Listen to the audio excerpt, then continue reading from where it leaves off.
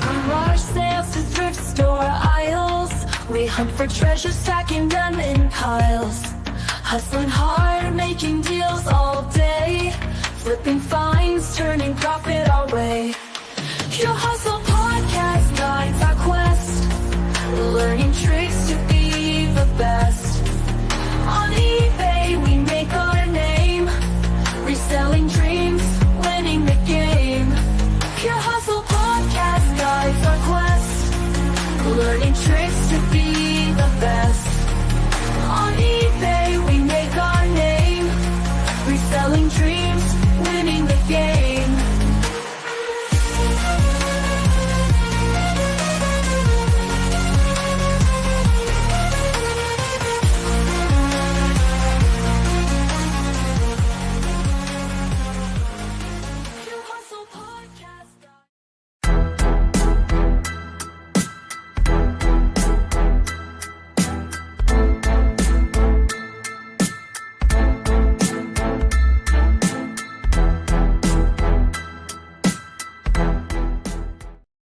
Welcome to Pure Hustle Podcast. I'm Mike. And this is Orlando, and we're on episode 428, and this is a live update episode. That's right. So if you're listening on the podcast, you just missed it because I'm going to be uploading this on the podcast as soon as we're done. So within a few minutes of us being done here, it'll be up there.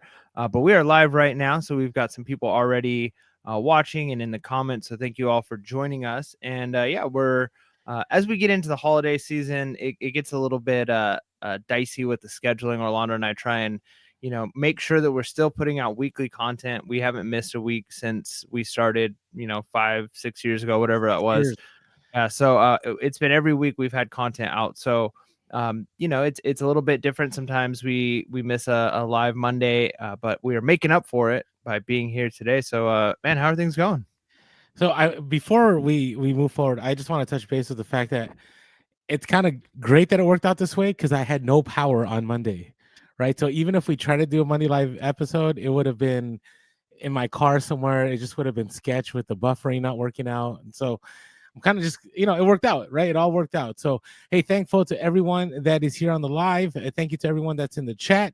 By the way, with these long form live episodes, it's just like our short minisodes. If you have any questions, any comments, anything you'd like to share, put it in the chat, and we're always open to that. We're also open to super chats if you want to help us out. But thanks for everyone that's in chat right now. What's going on, Patrick? What's going on, Black Cat Flips? And then we always have our normal people that show up here in a moment. This was kind of I don't even know if I know we didn't announce it on social. We might have announced it on X, but outside of that. Maybe you should post something on Instagram or something while we're going here. Get some people on over. No, I know. Well, I don't know if I could do it. I'm not a great multitasker, so that's probably not going to happen right now. But I want to let people know, always have a contingency plan because you never know. So my update is kind of like the chaos of Orlando's life. So as you know, I've been doing some part-time working with the school at the moment because eventually I will be doing this full-time. And, it requires me to travel. And so as I'm traveling, I got to put my store on vacation mode. And I got to tell you, sales have been great. It's as if I've never left. Like I'll go on vacation mode and I'm still getting great sales coming through, which has been incredible. And it's awesome. The only problem is if you get home and you don't give yourself enough lead time, right? So I always tell people, give yourself an extra day to pack your items. Sometimes I'm just a go-getter and I want people like to really want to buy stuff. So I'm like, I'm just going to say, I'm going to mail it within hours of me landing, right? That's been my plan. Well, that didn't happen this last time. So I told people I'm going to ship it out by this time. And I still shipped that out on time, but my timetable didn't work out. And the worst part about it was after my store was off of vacation mode, as far as the messaging, I still was on vacation mode for like another day. So I had an extra day to ship and I was pretty exhausted from this trip. I mean, it was go the entire time from landing all the way until landing back in San Diego. And then I see, the mundane world of shipping, right? That's the hard part. Like there's sometimes when I do enjoy shipping, but it's usually when I'm done. It's never while I'm shipping, right? While you're shipping, there's always like, oh, I'm so grateful for these sales, but I don't want to pack these sales. And then when you're done, you're like, wow, I can't believe I did all that work. It's very satisfying, right? It's not like listing. Like listing, I don't think ever feels good. I think the only time you really, really hit that dopamine hit is when you find stuff on eBay or when that cha-ching sound happens, and you have a sale on eBay, right? It's those two things, sourcing and selling, that really get you motivated.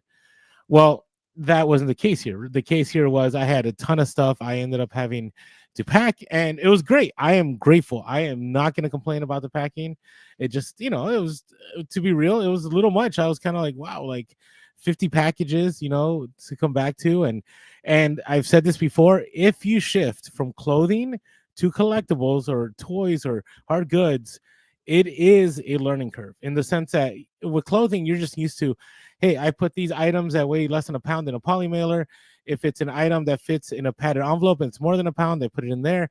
If it's something else, I could put it in a flat rate. Whatever you do, like, you have it down. But when it's collectibles, you got to have your bubble wrap, you got to have your tape ready, you got to have your packing paper, you got to have the different size boxes, and it's an endeavor. It really is an endeavor. It reminds me, I mean, obviously we've all had to ship all the crazy breakable or large or random shaped items. But I think back to the video we made when mug life was big, right? And we made a whole video on how do you pack a mug? How can you get a mug to fit in a bag, a poly bag, and actually ship it that way? So that way you're shipping it cheaper. And think about, we made a whole video on the amount of time it took to like actually get that mug, and you might be making the same amount of profit on a mug as you are on a shirt. Like you said, that you don't have to do the bubble wrap and then roll a box over and put it in. It definitely doubles your amount of time. It takes more work for sure, but I would say in a lot of ways, listing, unless you've got a very smooth system, like if you are a clothes seller and you've got your system down pat, listing clothes probably isn't too bad. But if you're kind of an everything seller, at least in my book, that it's the listing aspect of clothing that takes longer, all of the measurements and all of that. Whereas it's a mug, you take your 5 pictures or whatever, different angles, boom, post it, you're good to go. Yeah, no, I agree. I am very thankful that eBay has a sell similar feature. Imagine if there was no sell similar, then I think we'd really be doomed, right? The legwork it would take. So I'm really grateful. So if you're brand new and you just started listing and you have not done sell similar, I strongly advise you to do sell similar. What sell similar does, the way I do it, and I've shared this many times, is I take the price that, and not the highest price, but pretty close, whatever keywords that person used, right? When I do a sell similar, I keep those keywords. I might tweak a little bit, but it keeps your item specifics. It put things, everything on there. So, hey, Matt Klein replied. I just saw it. Did you see that?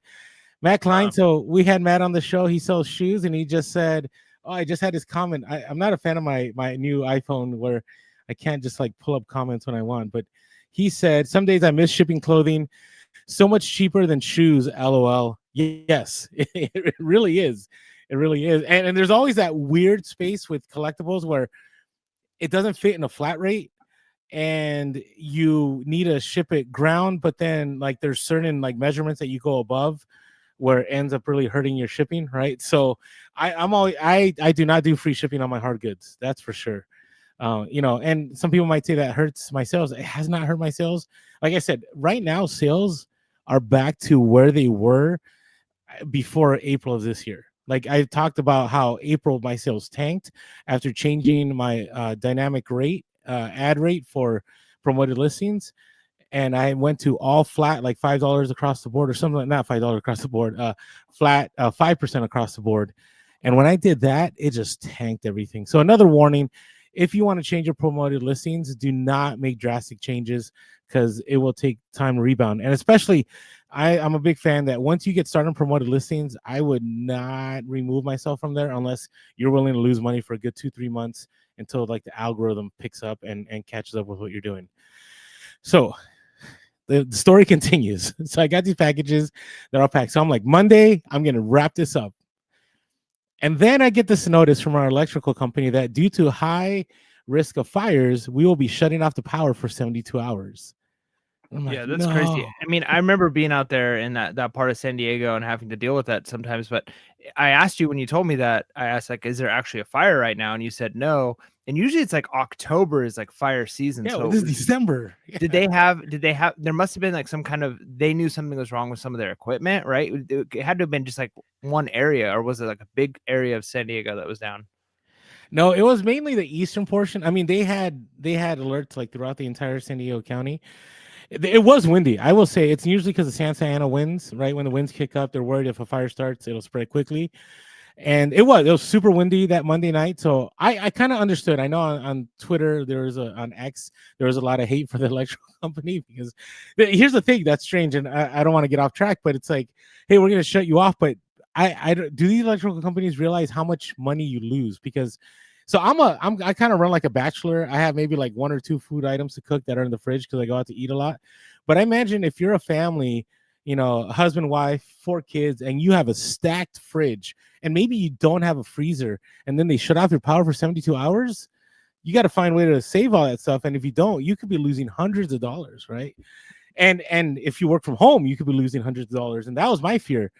Luckily for me, I don't have a generator, but those things where you want to jump a car, like if it dies. Yeah. Sometimes they have a plug-in and they have a USB thing and all that. So I ended up fully charging mine before they shut off the power. It was fully charged. So the hardest part was I have only, outside of the lights I use for the podcast, which I shouldn't use these. I didn't even think about that. I only have ceiling lights throughout my entire house. So I don't have any of those plug-in lights that I could have plugged into that item. So it is like pitch black in my house because I'm like in a valley, right? So there isn't, like, sometimes I get moonlight depending if the moon's out, but the moon wasn't out. So, and it gets dark around here around 4:35, and I want to get items packed for the next morning. So it is pitch black in my house. I only have like this little card charging thing. I plug in my label maker, so I'm able to make labels. I had my MacBook fully charged. I had used my hotspot for my iPhone to run my Wi-Fi on my MacBook, and I was able to do some packing. The craziest part though was going into my storage when it's like super dark and having to go through there and having to find, I think I had to find like 25 pieces of inventory, super dark.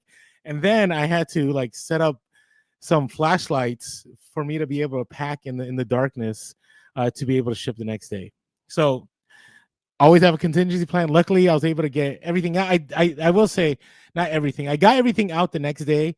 I am kind of concerned. I printed all my labels on the day they were supposed to be shipped, but 10 of those items didn't make it out to the post office on time.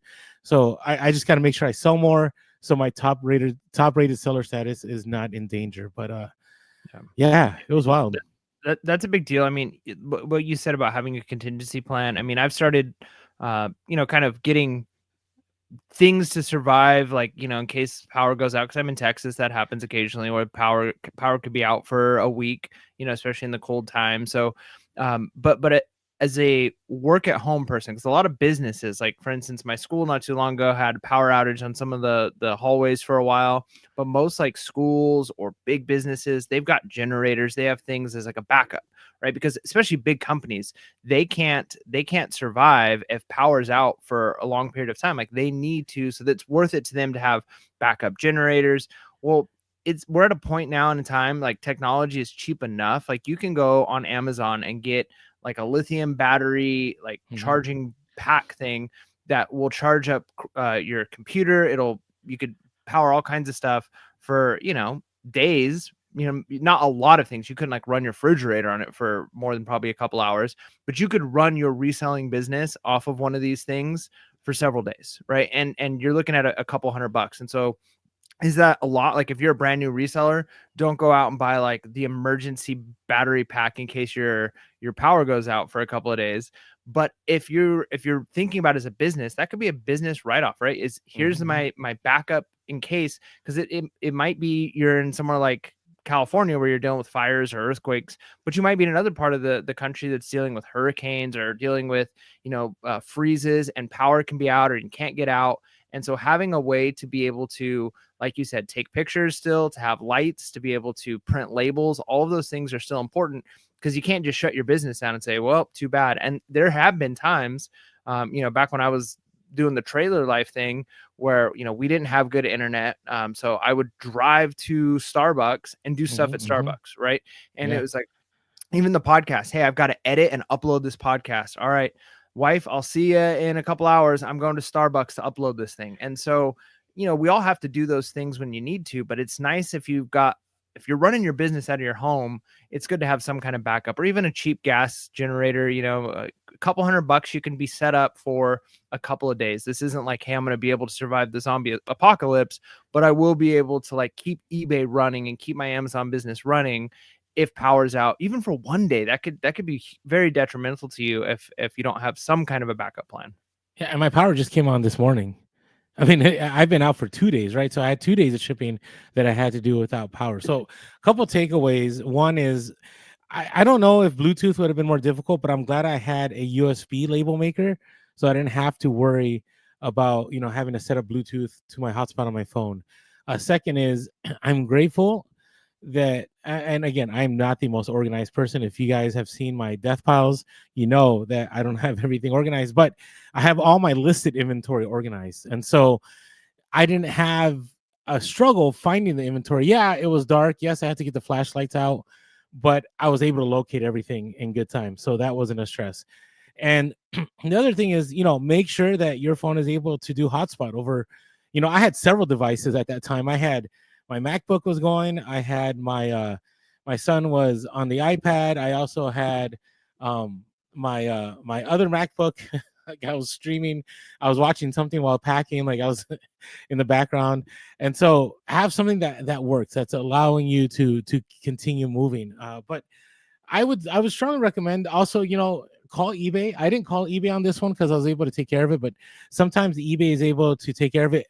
I find that with eBay is if you call after the fact, they're not that they're mean, but they're less empathetic than if you call while it's happening. If you call after the fact, usually it's like, hey, please, you should let us know ahead of time so we can take care of things. Because, I think it's when you're calling, then it kind of gives them a heads up and they'll note it on the account, and then you should be good later on. So, that's another thing to think about. But hey, just be ready. But outside of that, things have been great. Again, I've mentioned this. I am waiting to source until I'm satisfied with how much inventory are no longer in my death piles or in my eBay room. There's still a lot of work to be done. I appreciate those of you. I think Fresh Salad Sauce had commented and said thank you. Oh, it said, hey, good job on on taking care of your death piles on the Discord, and others have also. And I'm grateful because I don't know. I think I had a buying problem. It's good to be making sales because I just can't wait to start spending. Right, once admitting it is the first step, man. Admitting it is the first step. But it's not like it was a bad thing. Like it was like destroyed me. It was just I wasn't at hoarder status because it wasn't in the way of my life. Like my living room was cleared, my kitchen's cleared, my bedrooms are cleared, my bathrooms are cleared. Everything's in their designated locations, but they're just not listed, and that became a problem. So yeah, that's my update. How you doing, Mike? What's going on with you? Yeah, no major power outages for me, so that's good. That's good. But yeah, I mean, just kind of the normal. I feel like we're still in that big uptick on sales on eBay. I haven't changed anything. I haven't like increased my listing a bunch, or I haven't done anything that would be like a drastic. Sometimes there's a direct correlation. It's like, hey, I started listing more, my sales have gone up, or I've started doing this different, my sales have gone up. I've kind of just been slow and steady, consistent with what I'm doing, and I've seen just a nice increase in sales, which has been nice. And so I think we're starting to move towards, as we get closer to Christmas, I feel like there's going to be a big spike as people are wanting stuff delivered by Christmas. And then it kind of dies off for a couple weeks as Christmas is ending. Then, people still get things like gift cards and stuff like that. So buying starts to pick back up, I feel like, shortly after Christmas. But, I feel like we're in this sweet spot, this kind of, finishing up this Q4. And I've been pleased. I think it's been a pretty decent Q4 for me, at least. I mean, it if you're trying to compare it to other Q4s, it might not be the best, but when you're comparing it against how the rest of this year has gone, which should be the case, like you should be able to look at a Q4 and say it's better than earlier parts of the year. But I think it's significantly better than the earlier parts of the year. So that's been pretty nice. And overall, I would say reselling is kind of just going. It's doing its thing. I had some family in town, so I didn't do a whole lot over this last weekend. And actually, this week is a little bit different for me because my wife and kids have gone out and they're visiting some family out of town. So I'm actually planning on really spending a lot of time on Saturday doing sourcing because they're not here. And so normally I always have in the back of my head, I can only spend so much time sourcing because that's also family time. And I don't want to give up an entire Saturday when, especially as my kids are getting older, I feel like I need to be home a little bit more. When they were just babies, it's like, okay, I'm going to be gone for a little bit, but they're mostly going to be napping anyways while I'm gone. Whereas now I feel like I need to be there. So I'm kind of excited to go out and get a little bit of sourcing done. But I have been noticing, and I don't know if it's just me because my phone has been acting kind of weird recently. But have you been noticing any issues on the eBay app? Has it been having problems for you, or you've been good? It's weird. I'm just used to it. That's the thing. Like, so I'll get like, offers that I already replied to. And I'm like, Yeah. why is this still showing up? Or sometimes it'll like something sold, and then like an hour or two later it'll be like sold. And it's like, wait, I thought this already sold. Wow. Right. Or, it's just, it's just, I'm just used to it being like that. Yeah. Well, let us know in the comments if you're watching right now. I'm interested if you've had any experiences recently with the eBay app, because I've been having some issues where like I'm not getting an offer or notifications, like they weren't popping up on my phone. I'd get some and not others. And for instance, I had one where, and I'll talk about it during our random stories a little bit. But I was going back and forth with this one guy on a jacket he was trying to buy. And my wife asked me like, hey, did you see the eBay message? And I was like, yeah, I need to go do some measurements, whatever. And then like a little bit later, she's like, did you ever reply to that eBay message? And I was like, yeah, I've been talking to him. She's like, no, not that one. And so then I like look on my phone and there was a person who's there. This is my first interaction with them because I didn't get an offer. Like I didn't get a notification. I didn't see it on the app. And their thing was, no reply, no counter offer. You ghosted me. Is this how you run your business? Of course, you're going to this item's going to be on your shelf forever. And I'm thinking to myself, like, what? I didn't even know I had an offer on this item. I would have accepted that offer. That's crazy. And so I just blocked that guy because I mean, what am I going to do? Like my fear is I think you're better off not replying, right? Because you saw the true nature of the buyer. Yeah, but I mean, if he would have, if I'd accepted the offer and he'd have got the item and he'd have liked it, I mean, that's a fairy tale. Maybe. But I get being upset. Like if I send an offer to somebody and it goes the whole 24 hours and they don't like send me a counter offer or decline it, then it's kind of like they're holding your money captive because you're like, well, are they going to accept this at some point? Now I can't offer on something else because so I kind of get the frustration from the customer's angle. But then shortly after that, I accepted another offer and it was like stuck where the person was like, okay, I paid. And it's still showing that like it keeps showing up on my phone as an offer. And so I click on the offer and then it showed when I click on it, I'd have to go in to finally look at the status and it says like pending customer payment. And so I'm like, okay, weird. So then I don't see that he's paid for it, but he said he paid for it. So then I back out and then I open it and it still looks like I haven't even sent the offer to him yet. And so, or no, it looks like I haven't accepted his offer. So I click on it, but then it's like, you have no offers to accept. So it was like stuck in this weird cycle of showing me that he sent me an offer. When I clicked on the offer, it was like it was gone and I was waiting for his payment. And then eventually it showed that he had paid. So I'm like, something has to be going on with the eBay app right now. It's kind of frustrating. So I was just curious if anybody else has had any recent experiences with the well, eBay I can show app. you mine real quick. Sure. And what not the eBay app, I shared that, but the story of missing out on a bad buyer. Like I will tell you, in my experience, when you get people that are, I don't know how you can put eBay. I don't know. I don't want to label them. Anyways, difficult buyers. Let's just put it right. I had a guy that was like, "Oh, you are charging way too much for this item," and I ignored them. And then they're like, and then the reason it was so much is because I do a 50% sale, and sometimes I charge it a little bit higher, so the sale goes right where I want it to be. And they're like, "Oh, I found so many other ones, on eBay that were selling, for cheaper," and I just ignored them. And then I sent an offer, right? Because I got the sent offer because he was looking at it, and they accepted. And then I was like, "Oh, do I really want to ship this out now?" Right? They paid for it, and I was like, "All right, whatever." Sure enough, I send it. I get a nice feedback, like, "Oh, this item was incredible." Within 2 days, they find one little thing that was in the pictures, in the description. They're like, "I just can't live with this issue here. I'm sorry, I have to return it." And so it ends up costing me money now because I do free shipping. So I had to end up paying for the free shipping. So, and that's one of many, many stories that can tell you that have happened to me. So, all right. Hey, Dog with Dog here says, I run my eBay business 99% with Hotspot and my 2 rented 40-foot storage containers in the Bay Area. Wow. That's a lot of space. That's a lot of stuff. So there you go. See, and you could do it. I know people that they run their whole eBay business from storage units. I'm sure that's pretty rampant everywhere. So hopefully, it's nice and cool over there. The only question I have is I am always like, hey, do you have air conditioning? Because in those summer months, they can get brutal. I like this one. So Ben Davis said, just reply to the guy, and this is based off of what I said where I blocked that guy. He said, just reply to the guy and tell him to send the offer again, and the app is having issues. Why block right away? Customer service is key, bro. I think that you might be right on that. I think there's definitely a place for that. I think based off of the interaction I got from him, if this was just a normal, like, hey, I didn't hear back from you or something, I probably would have done that. And there might be, if it was like a high ticket item, I would have been more likely to do that. This was simply just like a bread and butter small, like I would have made $20 off of it.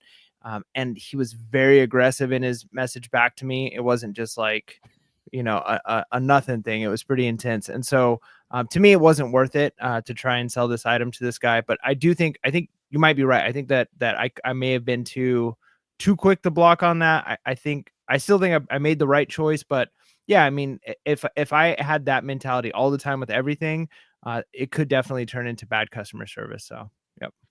Yeah, and you know what? That's a valid point in the sense that, yeah, there is that customer service side of it, right? But it all depends on how much the item is worth, right?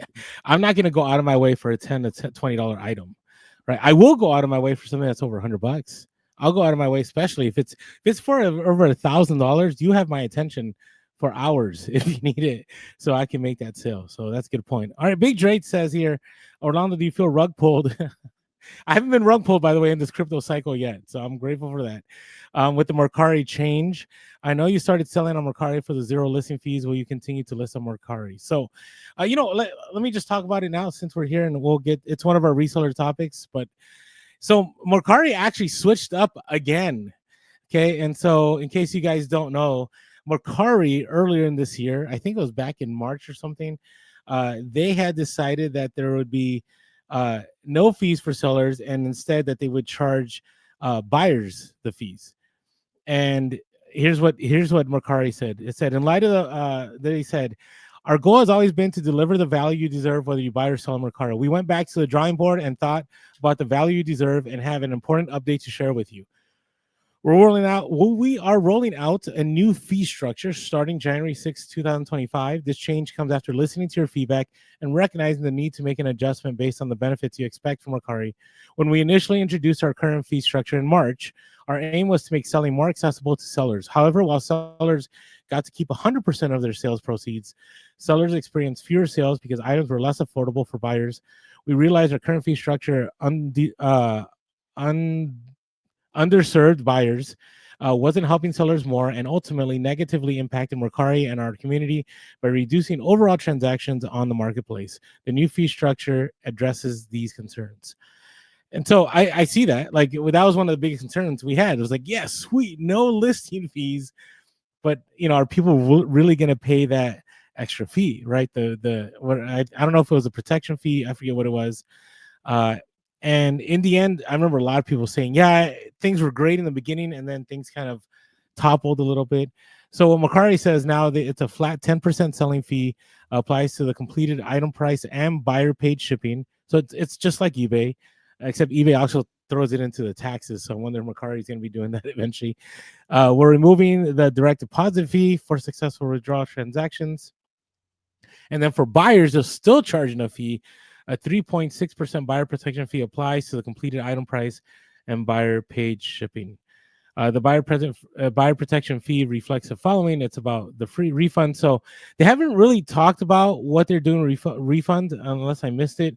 I know at that time they also changed it that you as the seller will not be charged for returns.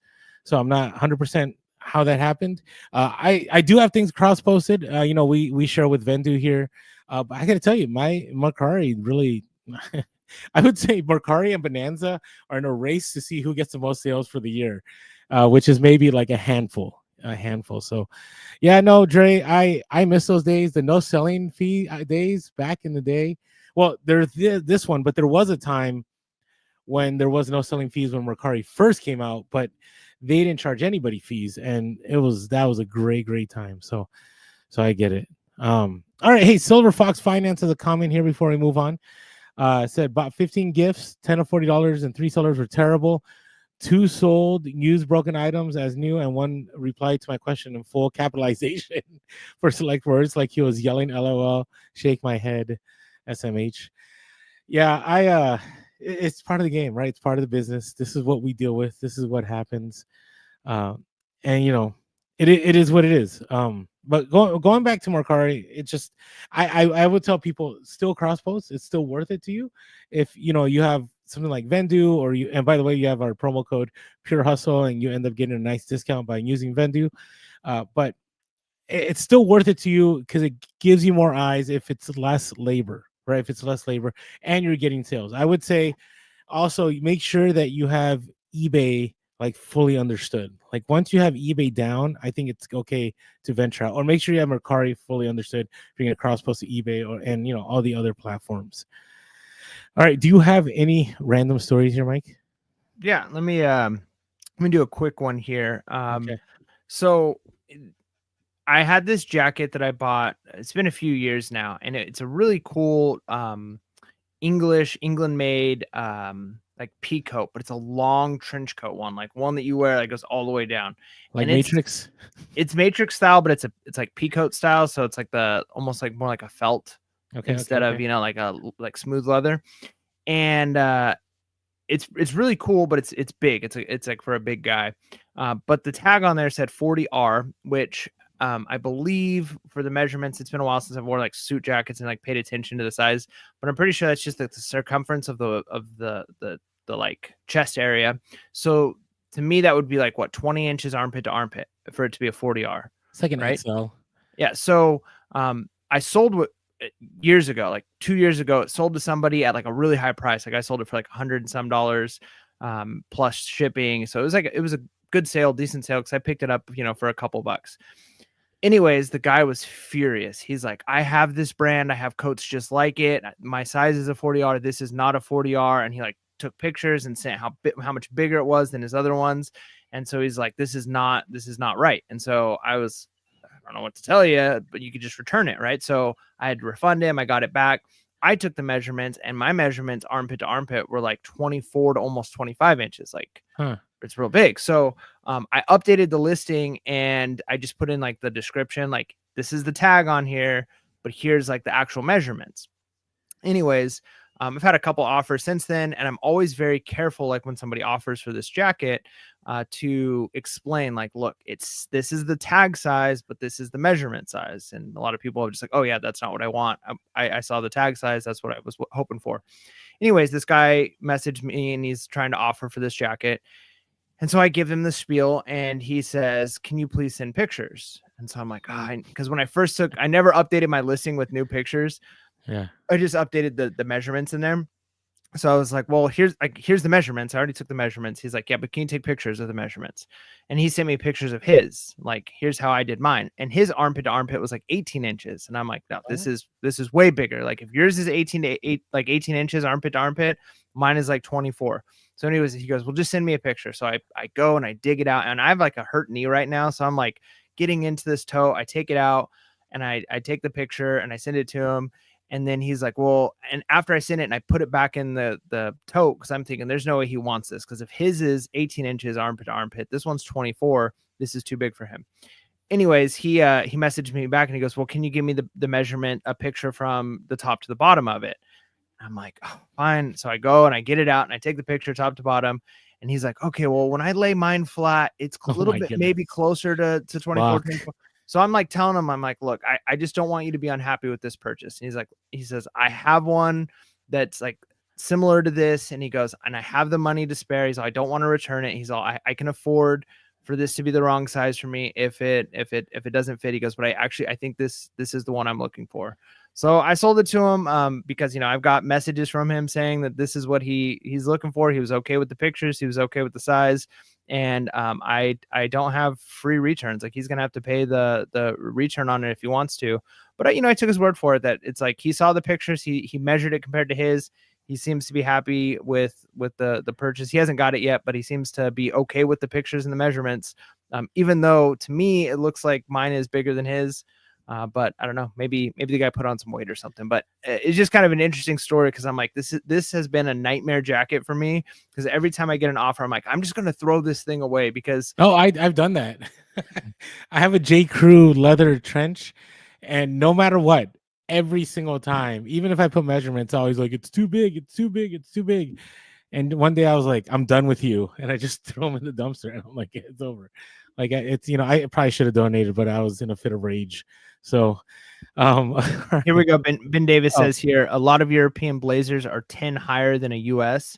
So a 52 euro is going to be a 42.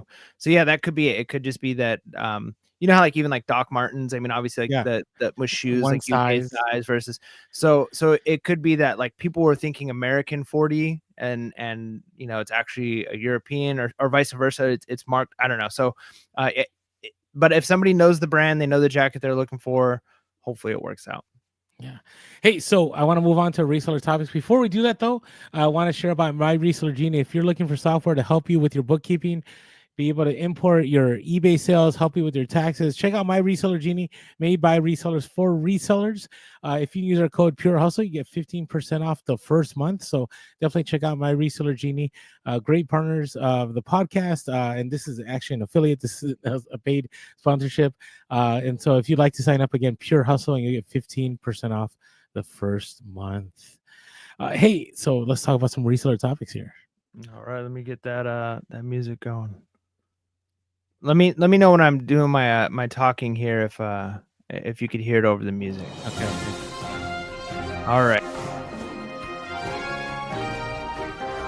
So USPS report loses again for a second year, and ship cover is now covering up to $5,000. All this and more on Reseller News. All right, so the Canadian strike, the postal strike, which I thought would be over by now. Actually, I have a glove that I'm supposed to ship out 2 days ago, and they were saying, hey, wait until December 9th to ship this out. And now it's December 11th, and it just hasn't stopped. And so this could be hurting. I think there's a lot of sales I'm missing out on because USPS is not accepting it. I don't know if other carriers are, but even if it gets over there, I'm not sure what what's going to happen. Let us know in the chat if you have shipped things out to Canada outside of the post office. Is that even possible? I don't know. I don't know enough. Maybe I should know. I mean, it's not. I doubt it's us so much that it's affecting. I mean, how many times do you sell to Canada, anyways? Several times a week for sure. Really? Yeah. Especially clothing, because that's the cheaper thing to sell. Collectibles and all that. That's a little more difficult. But yeah, it's more of the clothing items that I end up losing out on. So yeah, I don't know, but I can only imagine if you're an eBay seller. Let us know if you're from Canada and you're in the chat here, or if you're listening, get on the chat. Let us know what your experience has been with your eBay business, because this has to be a brutal Q4. I know there's people like Josh Gall, I think sells, but I think he sells in the US or something. So I don't know. I haven't caught up with him lately, but I just wonder how this is affecting people that sell on eBay in Canada, because it has to be, and there's no end in sight from what I see. Like there's no, like the government's just staying out of it, and they're just trying to figure it out. So all right, USPS, I kind of shared about this a little bit, I think, in the past, but I don't know. I anticipate that rates are going to go up even more, especially this new year, or it's going to end up privatized. But I don't want to start that drama on our podcast, because whenever I talk about privatizing the USPS, a lot of people have opinions. All I wanted to share is that the post office reported, this is what they said. Okay, so Big Dre says that Josh Collin uses a different shipping service, so he's not affected. There you go. So it says the U.S. Post Office today announced its financial results. This is back in November for the 2024 fiscal year ending September 30th. Controllable loss. So they don't have profit. They have a controllable loss. Excludes certain expenses that are not controllable by management. Do you remember what that loss is? Do you know why they're at a loss, Mike? What do you mean a dollar amount? Like, why do they never make money? I'm not sure. Okay, all right, we'll get to it here. It says was 1.8 billion for the year. So they lost 1.8 billion this year comparison to last year where they lost 2.2 billion. The net loss for the year total 9.5 billion compared to a recent net loss of 6.5 billion for the prior year, an increase of 3.0 billion, primarily attributed to the year-over-year increase in non-cash workers' compensation expense. Over 80% of our current year net loss is attributed to factors that are outside of management's control, specifically the amortization of unfunded retiree pension liabilities and non-cash workers' compensation adjustments. Yeah. Isn't that wild though? Like that's Yeah. just Yeah. Pensions are really tough for companies. It's one of those things like, it works in a growing company where you got a lot more people working than are retiring, but then as time goes, then that kind of flips on its head, and then you end up having a lot more people who've retired than are working and trying to pay for it. And yeah, that's a complicated issue for sure. Also, I wouldn't be surprised, and it's not just something like the UPS, but a lot of businesses. Oh yeah, that's what I meant. USPS. It's not a lot of businesses tend to end up getting very top heavy too. I bet you if you were to look at like how much is in like the upper levels, the administration aspect of running it, as opposed to like the day-to-day mail carriers, right? Like if you're working in the mail factory, if you're actually sorting the mail, or if you're driving a truck, you're probably not making tons and tons of money, and you're working really hard, but there's probably so many other like managers of this and person in charge of this, and they almost get very bloated and top heavy, especially the longer a company's been around, because I feel like a lot of times those kind of places, education field is the same way. People get up into a high place, and then they create positions to like oversee other positions, and then they hire people into that, and then they create positions to protect those positions, and before long you got this bloated like bureaucracy within an organization. And I feel bad for those workers, because like we said, we've even have listeners on the show who either are mail people or used to work for the USPS, and it's like it's not their fault that the USPS is losing money. Those guys are working like really, really hard, and they're probably not being compensated nearly as much as a lot of the people at the top, that bloat that's hurting them. And then all they can do is just raise prices on us instead of like, hey, how can we actually cut some of this bloat? Yeah, it's wild to me. So I don't know. I just would say expect higher prices next year. And the last thing, because we already talked about the Mercari thing earlier on, ship cover. So when you have your option of insurance, you can do post office or ship cover if you ship via USPS. And they have up to $5,000 coverage now, which I think is great.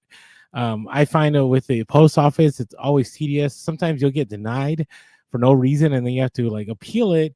Where ship cover, it's a little more streamlined. It's a little bit easier to get your money back. And so if you got those high-end sales, it's probably better to go ship cover, especially now that they cover up to $5,000. All right, hey, we should just move into our this is like our Hustle of the Week Gmail edition, but we do have a Discord one. So let's do our hustles. Come on, hustlers. It's the freaking hustle of the week. Yeah, hustle of the week. All right, our first one comes from, if I can get there. Our first one comes from Bill. This is a Gmail. He says, vintage t-shirts aren't news, but could be this brand will be for someone. I'm always don't know how to say this. Is it Stussy or Stussy? I say Stussy, but it could be Stussy. Okay, Stussy. I sounded the phonetic way. Okay. So Stussy wear seems to be hot right now.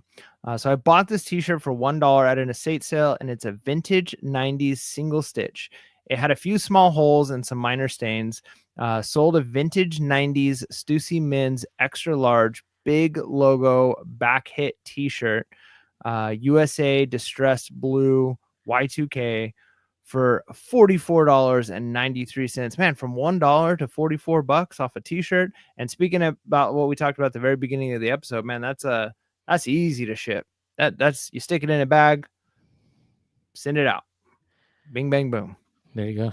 It's like a crypto gain, right? 44x, 1 to 44. Man, so if you could just do that, who needs Bitcoin? Yeah. Okay. All right. Hey, thanks so much, Bill, for sending that. This comes from Christopher. Had two things out of comment and a hustle of the week. They said Bolo, but I'm gonna go with it's a hustle of the week. Says you can totally get neutral and negative feedback removed. We are mainly a used bookstore on eBay with over 3,500 feedback. Always did the right thing, but with 11K sold items, bad feedback occasionally happens. Always tried to resolve it properly, and eBay saw and removed it. After hearing your episode, look back at 2 negatives and 2 neutrals from the past year. One of each was within the 30 days period that they will review. Sent feedback revision requests, and they removed them both. The 2 older ones are stuck, but I don't think it is a big deal since they are too old. So hey, I always say that, like, always battle each one. Like, always try to get them removed. Any defect, whether it's shipping, whether especially the case is closed without seller resolution, it should never come to that. But if it does, find a way, because in the end, the algorithm does use your feedback, does use your transactions, does use your shipping, whether it gets uploaded or shipped on time. I think of the 2, the one you got to be more careful of is that it arrives on time. Sometimes you can get away with maybe not getting it scanned right away, as long as it ships on time, because eBay does have, if you look at when you print that label, it tells you ship by, and then sometimes it'll give you like a later date than your date. And then if you look at when it's expected, if you're able to get it within that window, you're pretty golden about everything there. All right, said okay, here it said second bolo. It was a Saturday, so bolo hustle of the week. We were not planning on yard selling, but saw a huge sign for one and had to stop. No books, sadly, but saw a box of small boxes labeled $5 each. I recognized the brand Retro 1951, also known as Retro 51. This is a major bolo, by the way. Remember that. Retro 51. Thought they might be worth something. So I checked out a few on eBay and assumed the price of $50 to $100 each. Asking the price for the whole box. They said $20 for the whole box. It was later in the morning, so they're willing to sell stuff. No haggling. They just said yes. There was about 20 pens in there. Remember, pay $20. Okay. Started looking them up when I got home and was surprised. Many of them were worth more than I thought.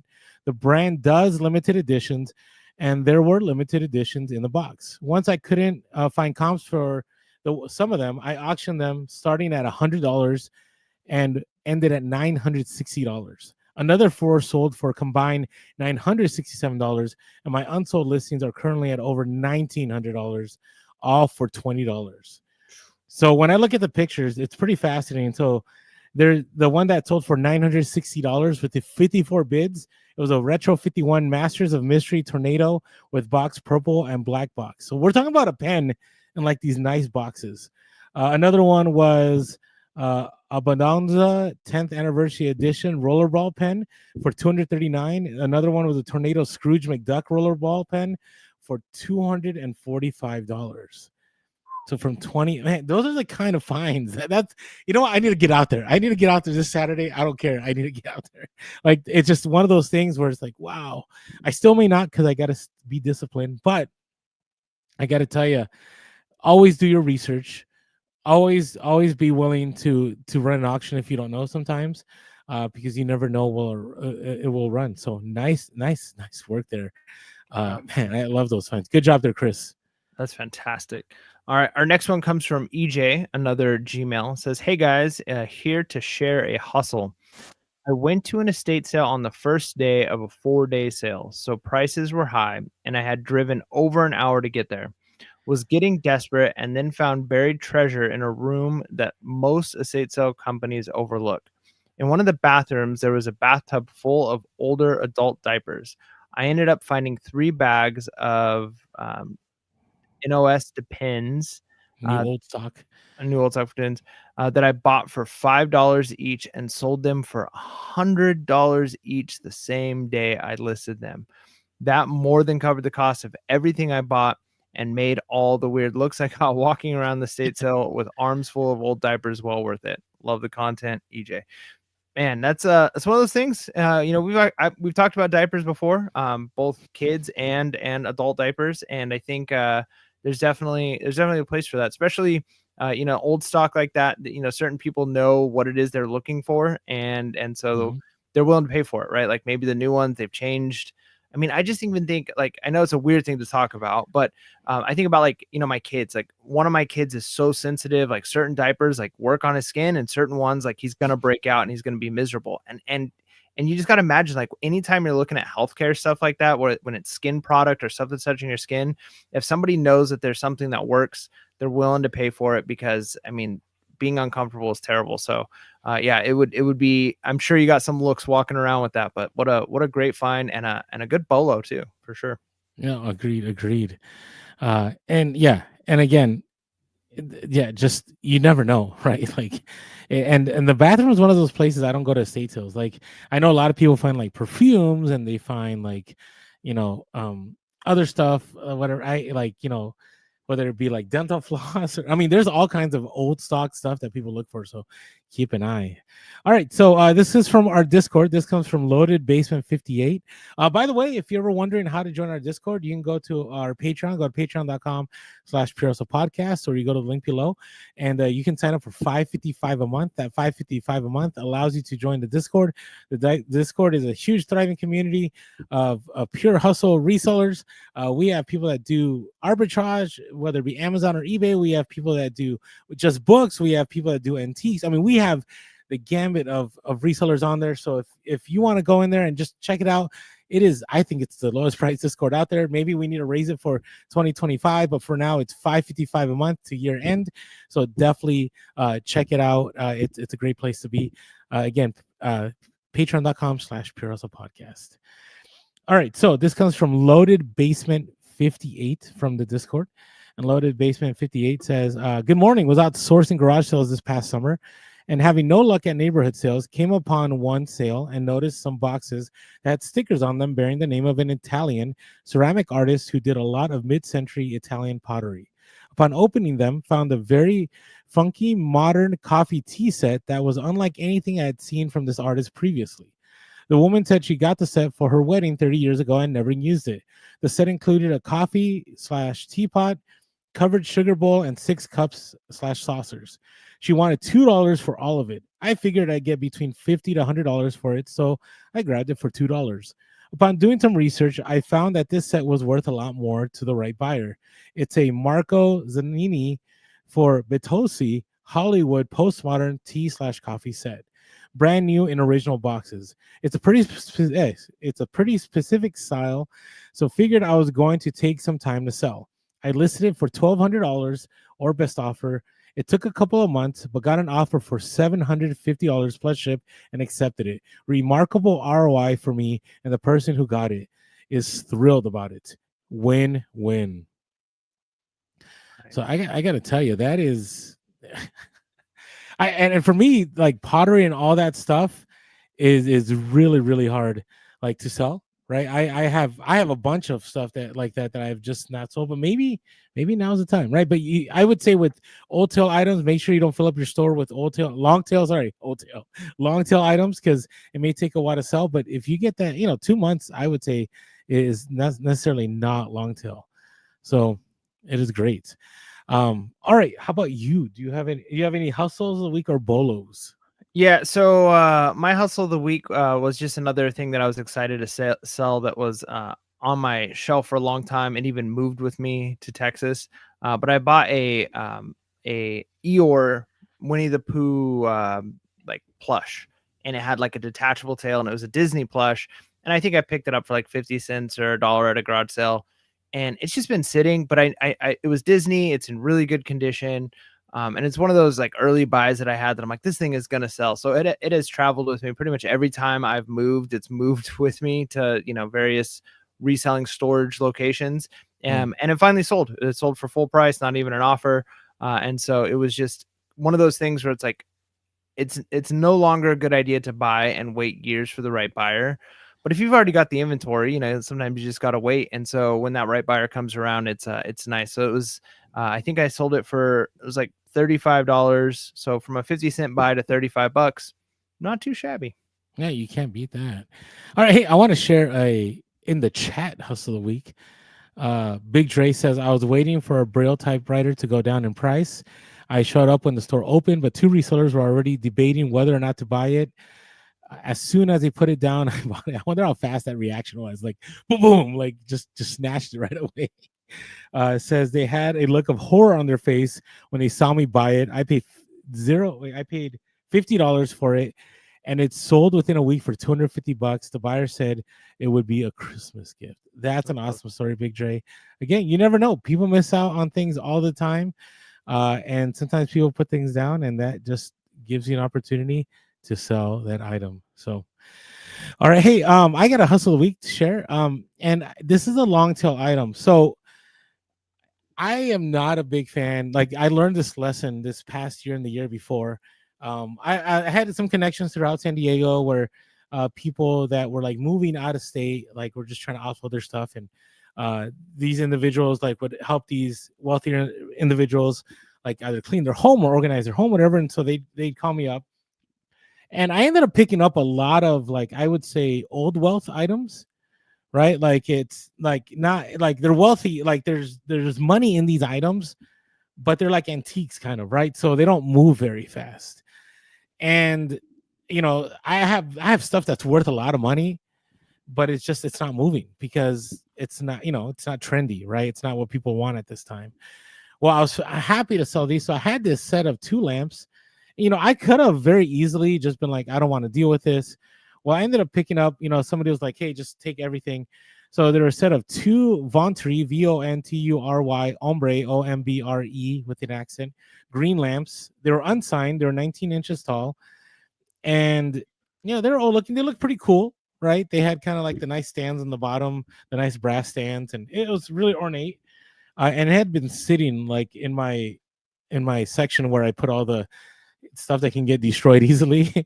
And I love it when this stuff moves, because I always worry that one day there's gonna be an earthquake or something's gonna happen. It's gonna be a mess. Well, I sold both lamps for an offer of $200 plus ship, right? And I didn't pay anything for it, right? It was free. And so I take that as a hustle of the week. I'm always willing to take long tail items if the cost is really low, right? Because in the end, I'm not losing any money on it. But again, I would say be careful. You don't want to have too many of those items in your store. I've shared before, my store actually right now, I've gone from 3,300, I think, beginning of the year, and I'm down to 2,400 items now. So I'm moving. My goal is to get to 1,000 by the time I move out of San Diego. All right. So that is our bonus hustle. So what are you looking forward to here, Mike, as we by the way, before I do that though, follow us on social media, Pure Podcast on all platforms, Pure Cast on Twitter. Shoot us an email at purespodcast@gmail.com. Send us a phone call 619-738-1170. And always grateful for all of you that leave us iTunes reviews. If you haven't yet, make sure to go on over, give us a 5.0, and tell everyone why you listen to the podcast. All right, Mike, what are you looking forward to? And if anybody is going to leave a comment saying, Orlando, we can't understand what you're saying when you give the locations or the phone number, look, here's the secret. Just go back and listen to it at 1.5 or 1.75 speed. Well, that time this time was purposely fast. And you will be able to hear where it is you're supposed to go to call or leave a message. Anyway, so yeah, like I said at the top of the episode, I'm looking forward to actually getting out on Saturday and doing some garage sales, some thrift stores. I'm hoping to hit up the bins. It's a Saturday that I have where I don't have just that feeling of like, man, I should be with my family right now. So I'm gonna crush it. I've got the opposite problem of you, Orlando. I mean, I still have death piles, but I haven't been sourcing as much as I'd like to. And so my death piles aren't growing. I need my death piles to grow. What about you? What are you looking forward to? I'm looking forward to, I have found that I'm pretty streamlined when it comes to shipping. Like, I can get out, most items pretty quickly, but I think I need to do better. And so now that, sales have picked up and things are really taking off, I need to find ways. Maybe I need to have my shipping supplies closer to me. Maybe I need to just I don't have a room necessarily set aside for just shipping. I have an eBay room, I have the podcast room, but maybe I need to dedicate a certain place just for shipping, where I have like a certain amount of shipping supplies there, instead of me, every time something sells, I have to go. I do have a shipping room, but it's only a shipping supply storage room. It's not like where I ship. So all my priority boxes are there. All my, regular boxes are there. My tape, my bubble wrap. Maybe I need to have it closer. Maybe I need to, I don't know. I need to do something, because I feel that I am losing some time, which you're losing money. I'm also I'm looking forward to getting back to sourcing. I did have somebody reach out to me that somebody was closing their like toy store, and and they have items that are vintage, and so I may make that big purchase. Like that is something I'm interested in right now. I think that would be a great way. And I'm just interested in, going back to garage sales. I'm not sure if I'm going to go Saturday because I still want to continue working on these death piles. And December is a pretty rough month. What's funny is I thought about, like, I haven't been to a thrift store in months, right? And I just wonder how things are going at the thrift stores. I know a lot of our listeners go to thrift stores, but I will encourage people, like, your best deals will always be, I would say, from private picks or garage sales. Like, if you want to find great sales, that's where you want to find them. So thank you for everyone that's joined us here on the live. Thank you, David K, all the way from Australia. Good day, mate, to you. You say good day. Night, mate. Good day, mate. Good night, mate. I'm not going to try to play that game. I'm sure I'm terrible at it. So, but David, thanks for joining us. Thank you for everybody that's here. Thank you for all the comments. I appreciate you joining us on the live. And with that being said, make sure to be real, be relevant, and be reselling late. Peace. Sun's out, it's a brand new day. With our eyes on the prize, we're on our way. Hitting garage sales before the crowd, searching for treasures, making us proud. Through the hours of